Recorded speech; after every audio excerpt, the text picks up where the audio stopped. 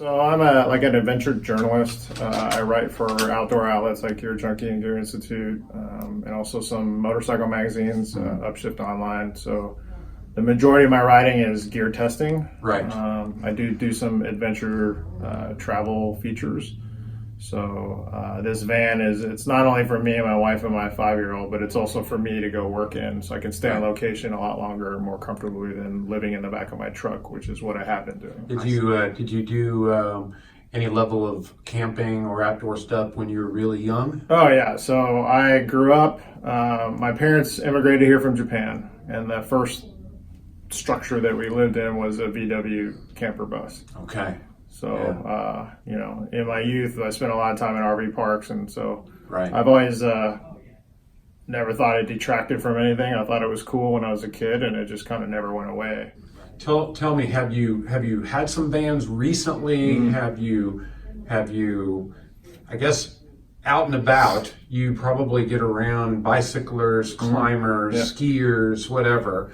Of course, the van wave is huge right now. Yeah, it's kind of weird how much it's grown. So what are you seeing out there? Tell me what you're seeing with I'm not gonna lie, like if you, in my mind, buying a van that was already built just seemed like financially out of the question. Mm-hmm. So the whole time I've been looking, I've only been looking at used vans that I would either try to convert myself, a pre-built van that had a lot of mileage on it, also used. I've gone down the do-it-yourself path. About a year and a half ago, I ran into what I thought was going to be the ideal solution. I ran into a Transit, tall, extra long, that had already been built by an individual. So somebody did a do-it-yourself. Somebody did it, do it yourself. And it was. I live in Texas, and the van was in Florida. He sent tons of video, tons of pictures. It seemed super legit. He himself was a retired Army electrical engineer, so I figured the wiring would be fine. Right. So I flew down, one-way ticket, and I bought the van pretty much sight unseen because the price just seemed I wasn't going to be able to beat it myself buying an empty shell. Basically, I felt like I bought an empty shell of the van, and everything else that he had built was kind of a bonus. Extra. Mm-hmm. Drove the thing home, was happy, went on a few trips. I maybe made it 3 trips before some electrical problems would come up. Something wouldn't work, then it would work again. And then one day I just smelled like that electrical fire smell. Oh, wow. And I opened the back of the van up, and things were smoking because there was a faulty ground. Oh. So at that point, I was like, all right, well, I still got a good deal on the van, so I'll just rip all the wiring out and start over. So did the wiring actually do some melting? Yeah, the wire melted. And so it wasn't evidently fused properly? I think or breakers? Yeah, I think it had more to do with the faulty ground. I mean, I'm not an electrician. Right. But the ground was intermittent. Mm-hmm. So that was causing some overloading somewhere in the system. And like I said, he bought the best of everything. Right. He just didn't assemble it right. Okay.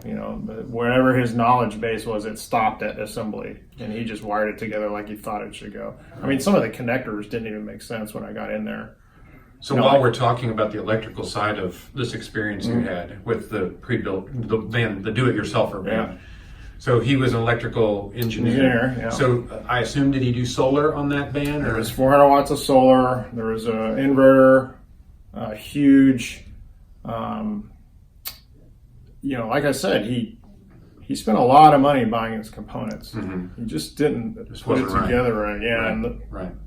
I could tell he was taking kind of wire that he had on hand and was making it work. It wasn't the right gauge. It wasn't heavy enough gauge. Okay. Some instances I could tell where he had wired things together and then had to cut what he had wired, and then he would just twist them together like he was testing it out, and he just left it like that. Oh, wow. Okay. Things weren't secure. There were easily 5 or 6 places where it would have been really easy for somebody, say, reaching into the cargo area and say they had a wrench in their hand, they would have shorted a bunch of stuff, just contact points. Right. So it was like that. So I decided that, okay, I'm going to pull all the wood paneling out and I'm just going to rewire it. Mm-hmm. So at that point, I got a friend of a friend was referred to me. Okay, this guy, he will rewire it. He owns a conversion shop. He rewires side-by-sides, boats, anything 12 volt the guy rewires. And he has done some vans. Right. And he was local.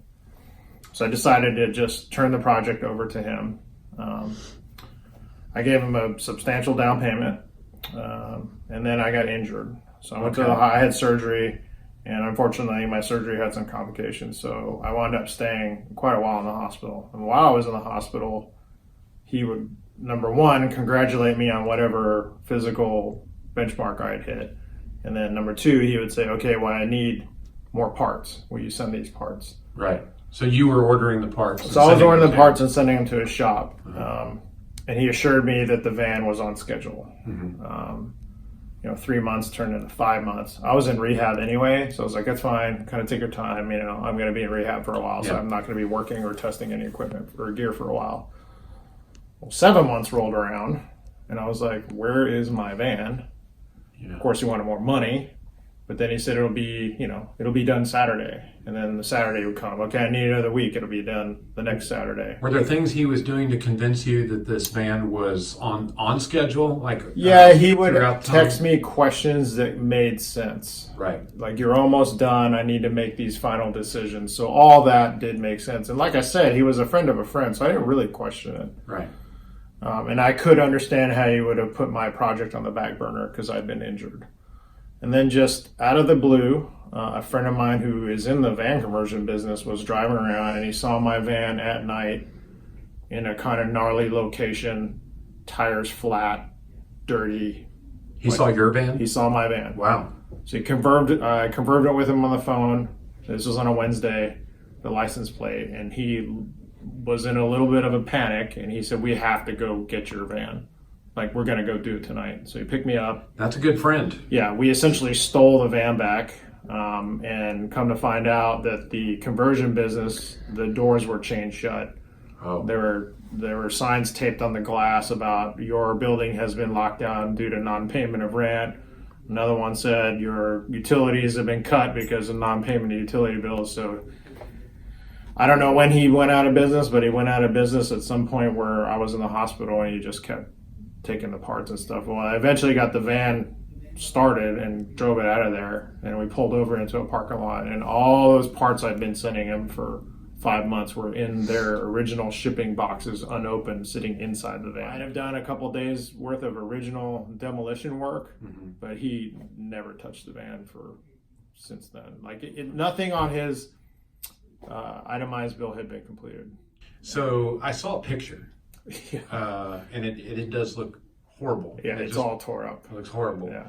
Looks like in the demo he's probably stripped things that he tore everything out. Everything's messed up. Yeah. And getting it back to even like, I don't have my headliner. Where's that? I don't have any of that. It's all gone. Right. It's all gone. Well, being in this business, as you can imagine, this is one of a lot of stories. I'll make this quick. A gentleman who, actually, the article was in a large publication, and it was the fact that he bought a van and planned on converting it himself, and maybe get a little help here and there on some of the technical things, but planned on spending a total of $50,000. Right. And as of today, he's at $150,000, and it still does not look right. Still doesn't look OEM. Still doesn't look like something that would increase in value. It looks like a do-it-yourself project. And it is still not right. Still stripping, trial and error, tearing back out, and doing it over. And he has now blown through his life savings.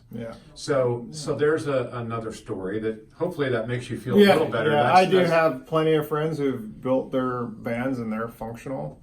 I go climbing with them, but I also know that on our rest days when we're not climbing out in the field, they're almost consistently either modifying or fixing something in their van that isn't the way they want it to be, or it's different than what they thought originally.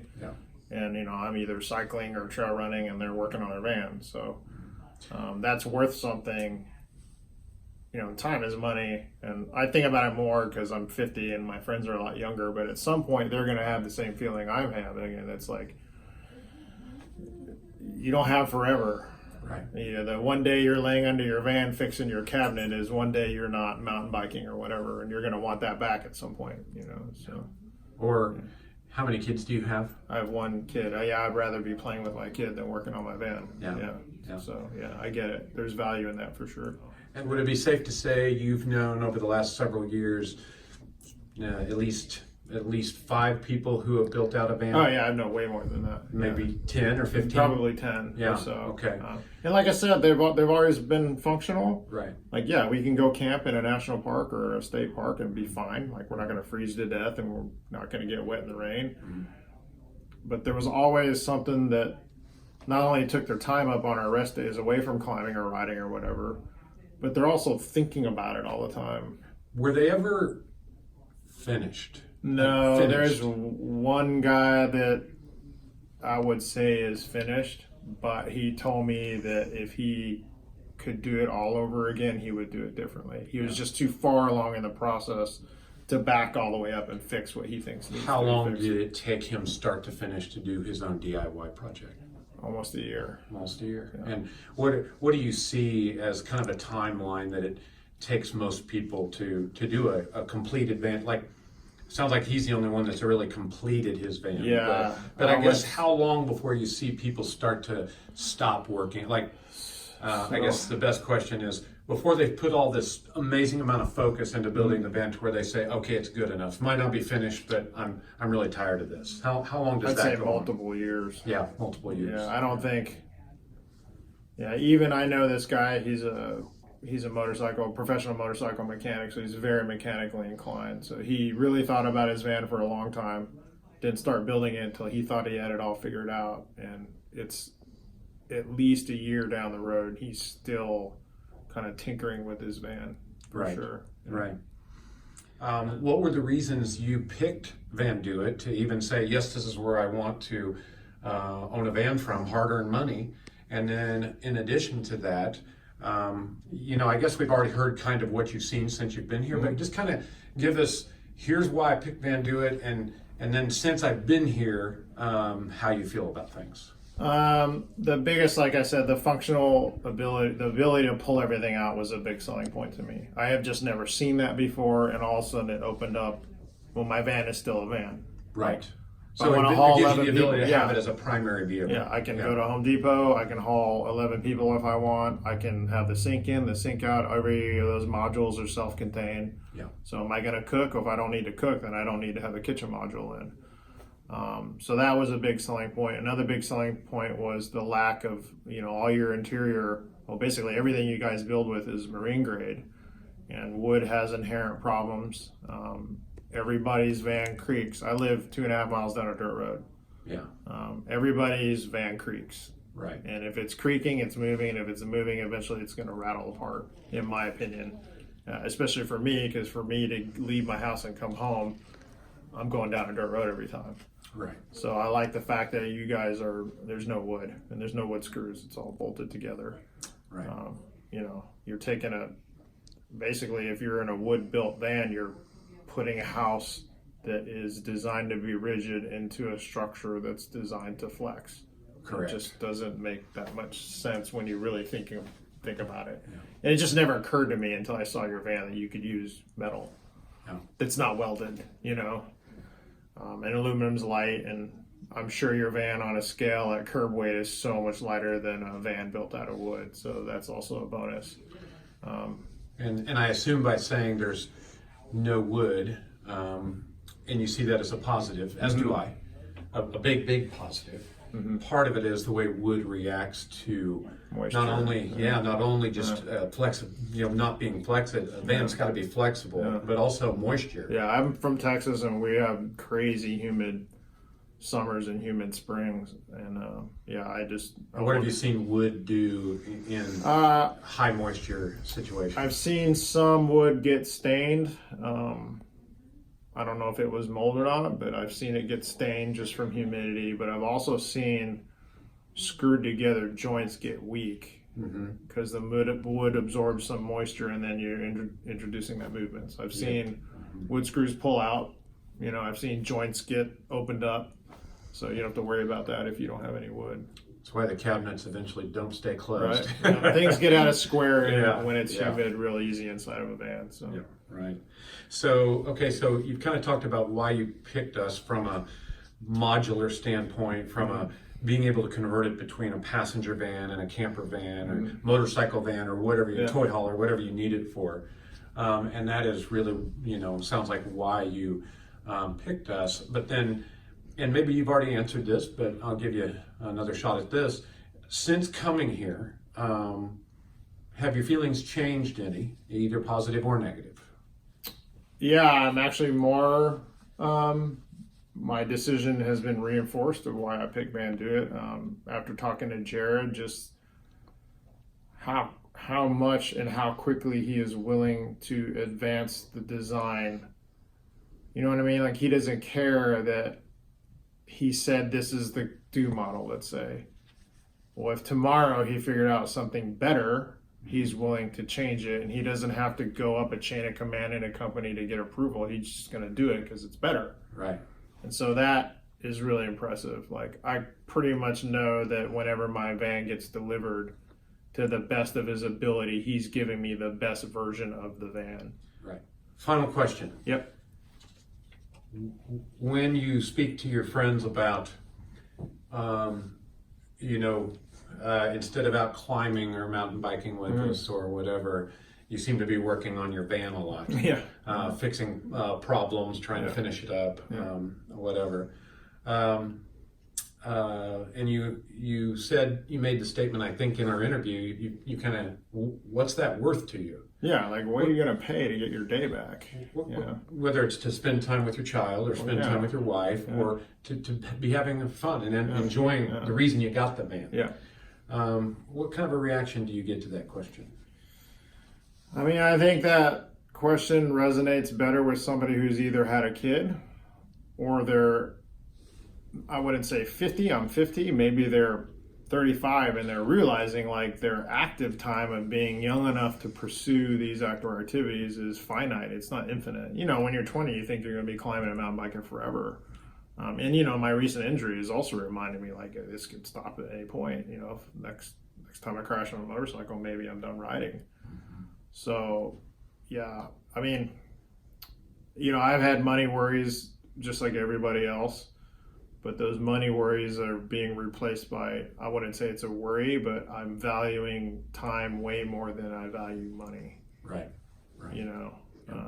I'm pretty confident in my ability to hustle and make money if I have to, but I can't make time. Yeah.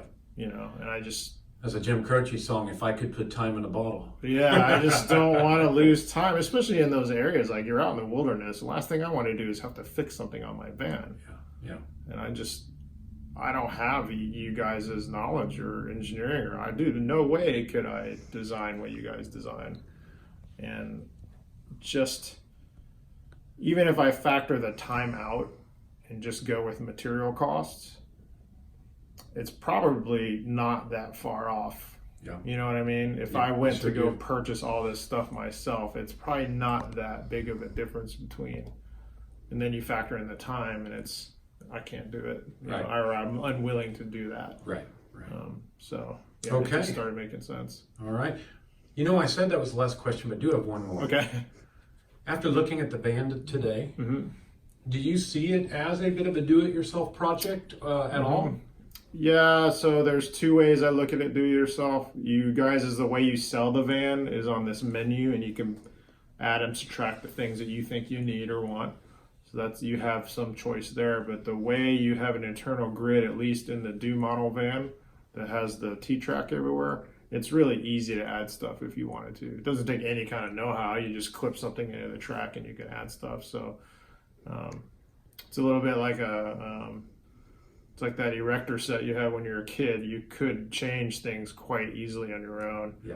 And then you also know, like, if you guys update something, it'll retrofit right in, easy to like update. Pretty easily. Right. I mean, you can probably just even ship something and have somebody install it themselves at certain things. So I will say the creativity of our customers has been unreal. yeah, I'm sure. Yeah. Whatever their needs are, they find a way to use that track system Yeah.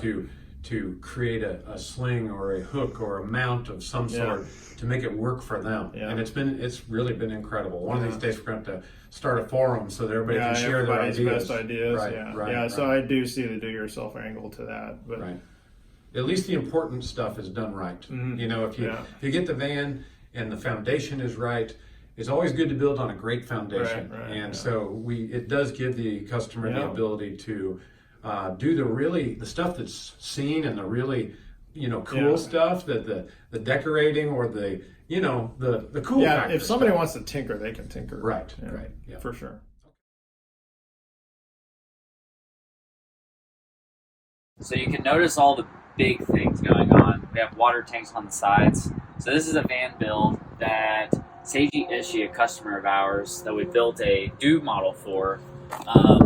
He got this built out by a couple different individuals, but what you notice is he got taken in, buying these products, trying to do a one-off van build.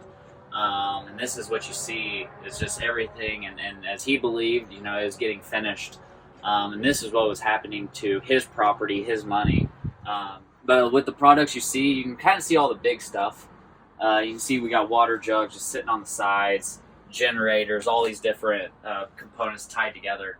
But whenever you really get into this van, and we'll just point out some things, it's what really makes it costly down the road. You have things like large holes drilled too big with air coming in. You see all the way through there. You see all the way through, to the ground. These water lines, there's nothing freeze-proof about these lines. If they ever freeze, they're going to crack and blow. You got a lot of water sitting inside it. You have PEX lines just running back up through just cut, gnarred up holes. You can see all the jagged points of it. Spray painted back, covered. And then you just have the PEX just running all different directions over the van. And then you have things like the floor insulation. You have different layers, different types. You got housing glue, trying to glue down a foil with an unfinished edge on a plank glue down. And you can see it's just going to pull right up. I'm not even putting any pressure on it. And it's just tacky still. And you just have different little finishes. Flooring's not laid properly. A lot of money went into the different components, but none of it really had the ability of having it finished properly. Looks like some stuff got mounted here to the van without ever having insulation or a finished wall to mount to. So a little premature in mounting some stuff. Yeah, so you insulated under the floor that's here, but you didn't insulate under the batteries, which I guess was supposed to be under a bench that you're supposed to sit on. With all your different little components for the water sitting right next to, these are things that, when you build enough, you realize you don't do certain things. You don't put a water tank that could freeze and break right above your battery bank. Right. Just little things like that makes it to where it's just not the longevity of this unit. It's not there. So the deal is, Jared, I don't know if you're aware, and I think you are, but Seiji had started on this van on his own and done some things and really just needed some help kind of getting things rolling, and he took it to this custom van builder, and this is how he got it back. Bottom line is Seiji had a knee injury and ended up in the hospital, and the van builder kept telling him he needed to buy all these things, so they kept putting it on Seiji's credit card. Almost very little of it, a lot of it did not end up in this van, and what did end up in here, as you can see, is actually a lot of used stuff, stuff with tape holding it together, and stuff that you definitely can tell is used of what he was able to get. But this is the way he picked his van up that day.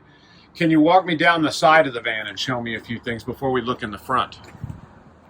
So they did things like that to cover up holes or whatever they did. These are factory floor vents. They actually came out of the floor of the van. Yep, so they come out of the floor, used as just to help distribute the heat that comes out of the factory floor, which they removed, and we keep in our vans. But they cut these holes in and just glued these tight. They're kind of, not really tight. I mean, they're going to break, they're going to move. It's like they covered up a hole, huh? Yeah, so they used a wall-mounted... Misdrilled a hole. And that's something to point out, is that there's a lot of screw holes where it's come through the sheet metal accidentally. Right. And then, you have this where it was never contoured to the body. They make simple DIY kits to make this work, but they didn't even take the time to care to do it. They just filled it. And it's a matter of, one, of being able to do it, and then two, it's aesthetics. Whenever you get into DIY, most of our customers who start down that road, they start down the idea of they know what they want. They have an idea. You know, they live on social media. They want to piece all these things together. But really, I mean, the thing is what we offer a customer, what we give a customer at the price point we give it to them. We're doing all the hard stuff for them. We're doing everything that's really tough for people to figure out. Like with this van, you have all this wiring coming together where you have no idea what's what. We're taking the work of all of this and we're taking it out of play for people. So they still have a budget because you can finance our vans. You still have a budget at the end of the day to add in the extra components you want to add to the T-Track system. So we're giving you basically a full package of, think of it in the way I look at it is we're an add-on to the factory chassis. So you can go buy a passenger van. You can go buy one, you can buy a cargo. At the end of the day, they're both Fords. But you could buy a factory-built unit built by VanDOit with the upfit, and you still have room to play. You know, we're not just one system, we're a modular system.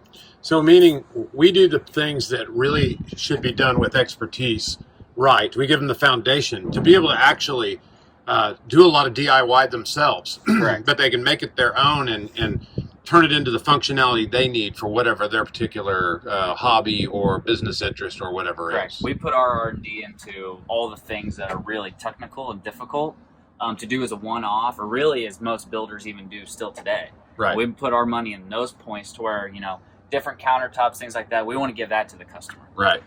Tell me what you see here on this side of the van. So you have so this is a factory seat, it's a jump seat, but they took the brackets out and then they basically went down through the van, cut up this trim piece.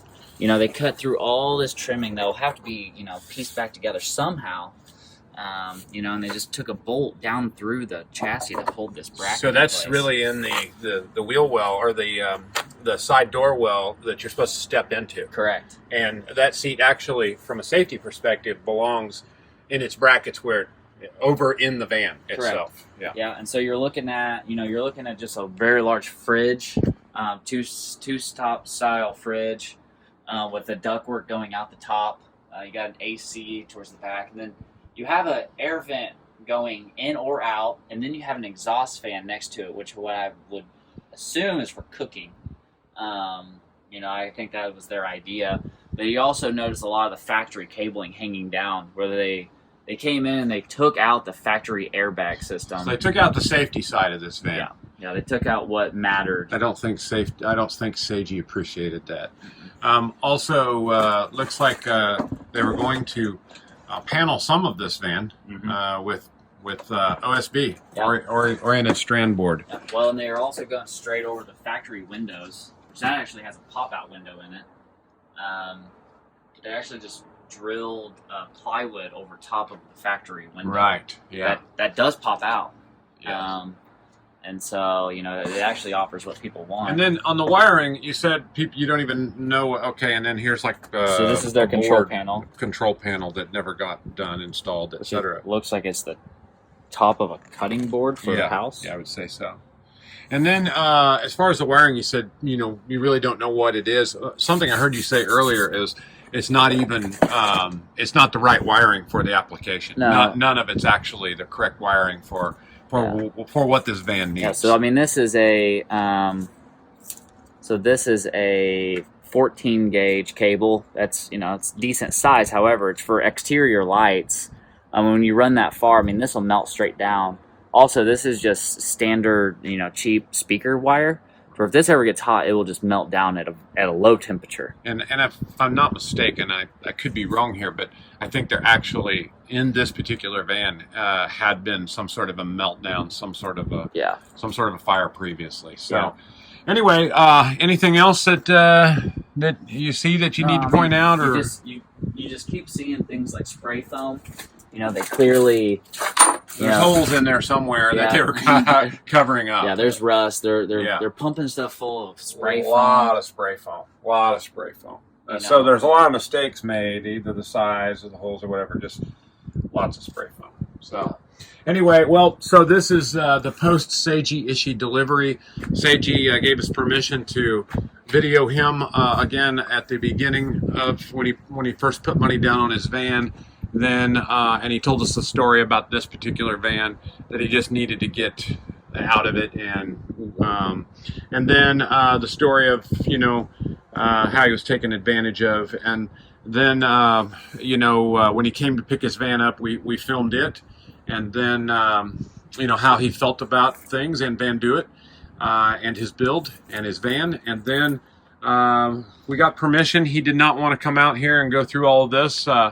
It's a heartbreaker for him, but we did get permission to add this to the video, which was a thorough going over of how a do-it-yourselfer project can turn out. And quite frankly, Jared, the stories we hear, this isn't that abnormal, is it? No, it's not. Usually when most people start down this road on their own with a one-off builder, this is crazy, but it happens a lot. How many do-it-yourselfers do you feel we have sold to? They started out thinking do-it-yourself. Maybe they bought one, maybe they didn't to get started, but they converted over to us, and either traded or didn't. They either just went with us from the start and converted from being a do-it-yourselfer completely, or they traded a van. How many of those do you think we've done? I would say 90% of the people we've sold to have at some point gone down the road of doing their own van, and right. They did it, yeah. But they realized what they spent and what they ended up not even getting out of it. Right. So they've done it at some point. Mm-hmm. And then the other portion of those people are the people who are in the middle of it right now. Right. They're in the middle of it saying, I throw my hands up, right. I can't do this. And so are you what's your thoughts on percentage of successful DIY builds where people don't end up feeling overwhelmed, like they've wasted their money, like they had to redo it over and over as the years go by, that they got it absolutely right the first time and were absolutely happy with their do-it-yourself experience? Maybe 10 or 15%. Right. Okay. And usually it's because they have all the expertise needed. They've got a knack for it. Yeah. They got the knack, they got the time, and they have the cash. Right. Okay. Jared, thank you very much. Absolutely.